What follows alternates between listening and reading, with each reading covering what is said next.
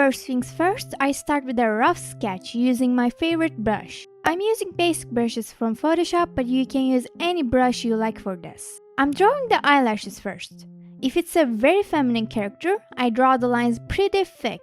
I add a few individual strands as well. I try to capture this motion here with the eyelashes. The overall shape of the eye is very angular. If your character is younger or has a sweet personality, you can smoothen those angles to better fit the character. I'm drawing the lines with really high stabilization so my lines aren't too shaky.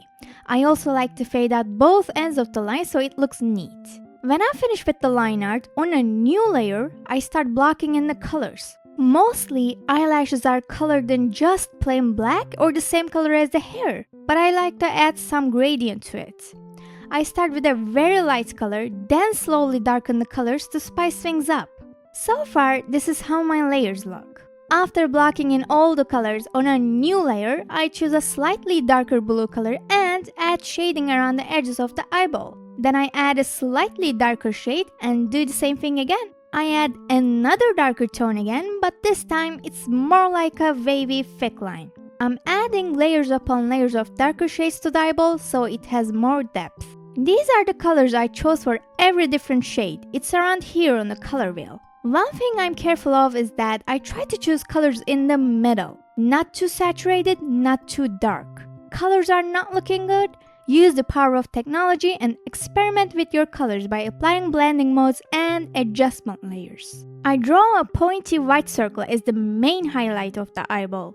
Then I color the edges red and green to give it a 3D look. You can pick any contrasting colors for this. Just under the eyelashes, I add some reflective light. This adds dimension to the eyes. Then with the lasso tool and airbrush, I make a wavy half circle. To make it look shiny, I use the blending mode Color Dodge. Whenever I want to add highlights to my drawing, I use Color Dodge, Glow Dodge, or Add. But if you're feeling adventurous, experiment with Hard Mix, Lighten, or Hard Light. They are really difficult to use blending modes, but you can get very interesting colors by using them. When drawing eyes, we can't just stop with the eye itself. I'm talking about the eyelid and the lower eyelid. Coloring the lower eyelid might make or break your character's face, so I try to be careful not to overdo it and make it look soft and bright. Otherwise, my characters look a bit sleep deprived. I also add some color on the upper eyelid as well. You can make it colorful according to your character's color palette. And lastly, it's time for details. I merge all the layers. The reason I merge all the layers when I want to add details is because it's more cohesive.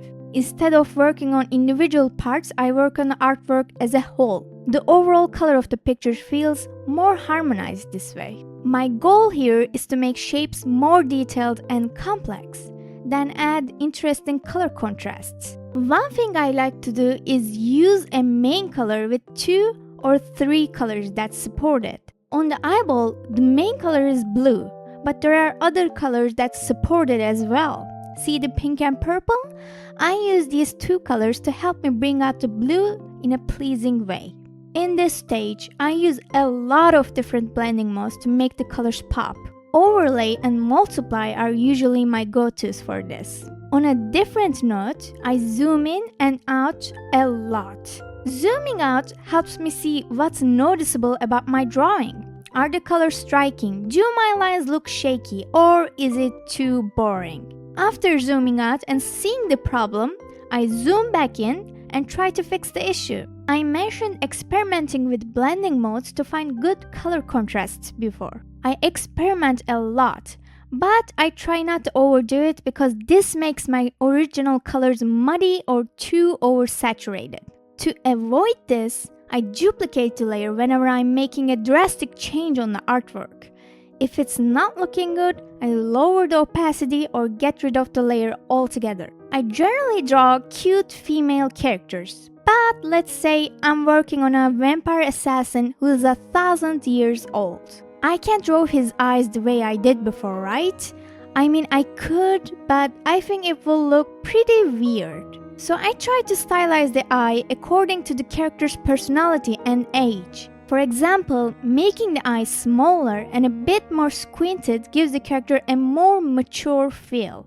The size of the eyeball has a similar effect as well. One thing I like to do is customizing the iris or the highlight shape. Basically, decorating the eye itself with things that express the character better. All in all, drawing eyes may seem complicated, but in the end, it's all about making them fit the character. They say the eyes are the windows to the soul, so figure out what your character is all about and try to convey it with their eyes. Anything from their personality, status, and age to their goals, strengths, and weaknesses.